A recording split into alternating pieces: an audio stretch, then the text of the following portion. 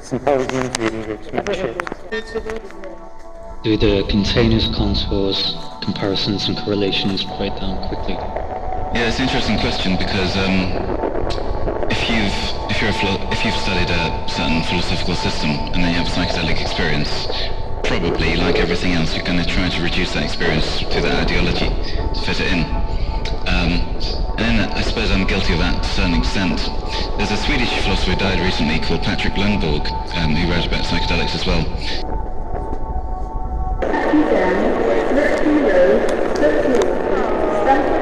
And he actually argued in one of his later articles that instead of explaining psychedelics through philosophy, you should let psychedelics create the groundwork for explanation.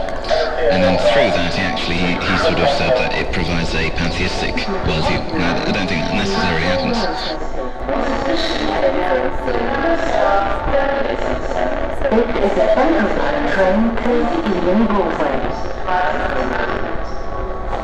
That was his take on it. But I think, because if we're going to speak about psychedelics at all, we have to use language, and language operates in systems, and those systems can be philosophical, so there's no way out of it, really. Art and music should be operating as they can vibrate out of that shell of language, because then we're stuck because of language. It's going to give us a version of what we already knew. No, I wouldn't go that far. So, if you're going to explain the psychedelic experience using common language, the common words we have, then I suppose you're going to be limited. And so something I argue for is a new vocabulary, really. A new vocabulary is needed in this psychedelic phenomenology. Tongue twister. So a lot of philosophers come up with new vocabulary to explain new concepts. Like Whitehead's philosophy is so difficult to penetrate because he just creates new words to explain these new concepts, because the old words just are not up to the job, or they have too much historical baggage, connotations, whatever. So a lot of philosophers do create their own words, vocabulary, and certainly I think the psychedelic experience, that is needed as well, really. A lot of people say the psychedelic experience is a bit like the old religious mystical experiences. And when you read those, the systems there are generally Christian. You think people like St. Teresa of Avila, all of her, no one doubts, well, very few people doubt she had mystical experiences, but she talks about, Jesus coming to her, penetrating her with a spear and so on and so forth. So that's an interpretation of her time using that Christian language. We have to use the words we have, but ideally someone would come up with not totally new language, but some kind of new language which then other psychonauts could learn, as you learn new language, and then perhaps we'll, evolve with our understanding of these things, because if you get new concepts, new ideas, then you need new words to refer to them. So psychedelics also offer you really intense sublime experiences, I think. So then you can look at the old literature on sublime, compare it to a personal experience you've had, and it just gives you a more personal insight and more personal interest into it. A good logical argument has got a great composition like a great painting has, It's nothing new really, but these are the insights you get. So an analogy would be anesthetics, general anesthetics. We know it works, but we don't know how. But nonetheless, we don't need to know how in order to treat people.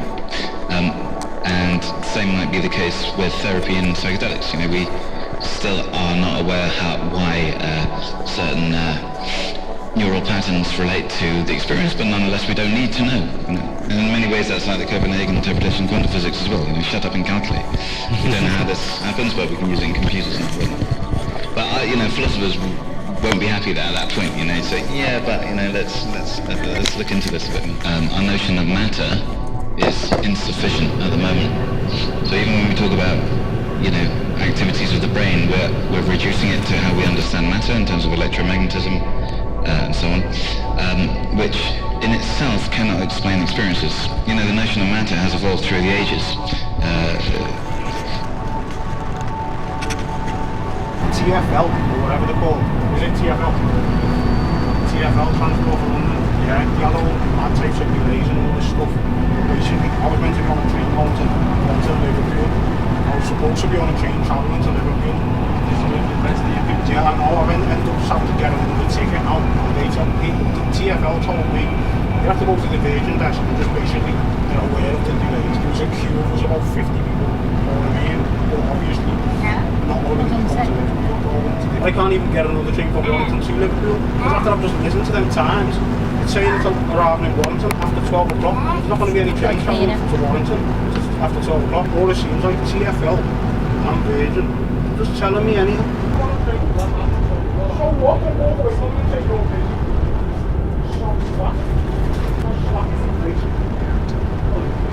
Mate, you've got some security on this train, you better go and pull them out, put them to strangle that. I'm paid for 2 train tickets, and I'm still not even on my way to where I'm supposed to be going.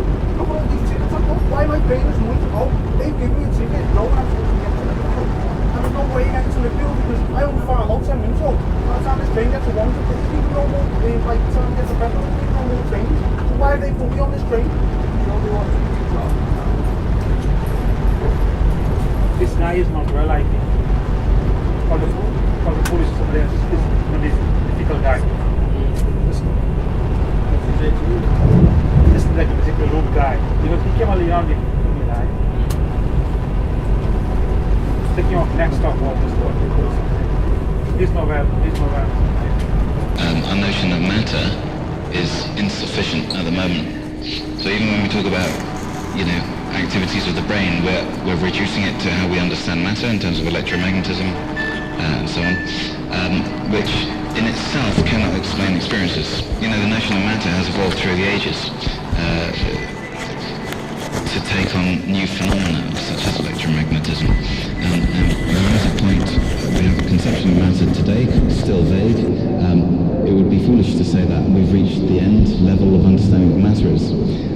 In order to explain consciousness and psychedelic consciousness, my personal view is that we need to expand the notion of matter. And if you do that, you'll essentially have to have some kind of properties of matter which include sentience. And when you get to that level, then you become more sympathetic to panpsychism.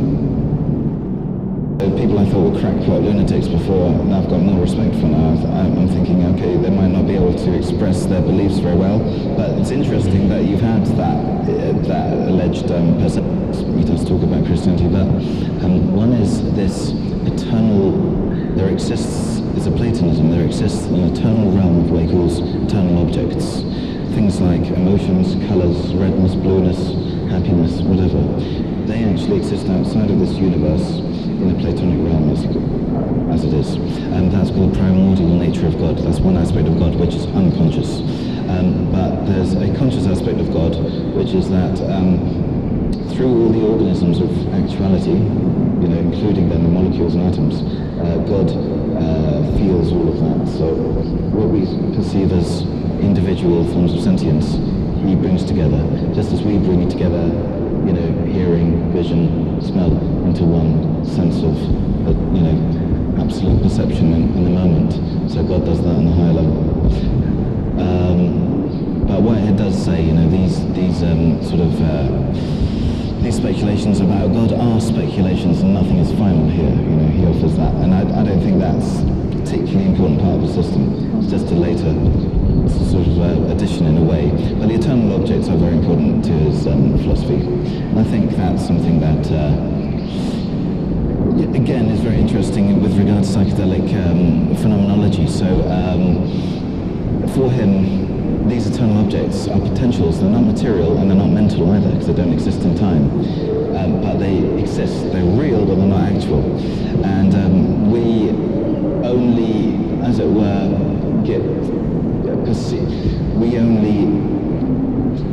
we only perceive those eternal objects which are of this time of practical use to us now, like the colours we see and so on. But there exist many other alien forms of consciousness out there timelessly, which are potential forms of mentality for other organisms in different areas, aliens or whatever, And so, one can speculate that when one does break down the functioning of the brain, the body, through psychedelics, these other forms of sentience, which are often, prohibited to us, become enter our consciousness, and that perhaps explains the alienness of some of the psychedelic experiences one has, and that's perhaps why William James, for example, says they're ineffable, in other words, inexpressible, because they're not something common that we can talk about and have to develop words for. This is an old thing, Socrates, Shakespeare said it as well, the wise man knows that he is but a fool. I get that impression, the more I read, the more I realise I don't know anything at all, but most people think they know more because they read less, or thought less, or experienced less, or whatever. So I don't know, it just puts you into this abyss, and then when you mix that with Nietzsche's abyss, you can lose yourself quite easily.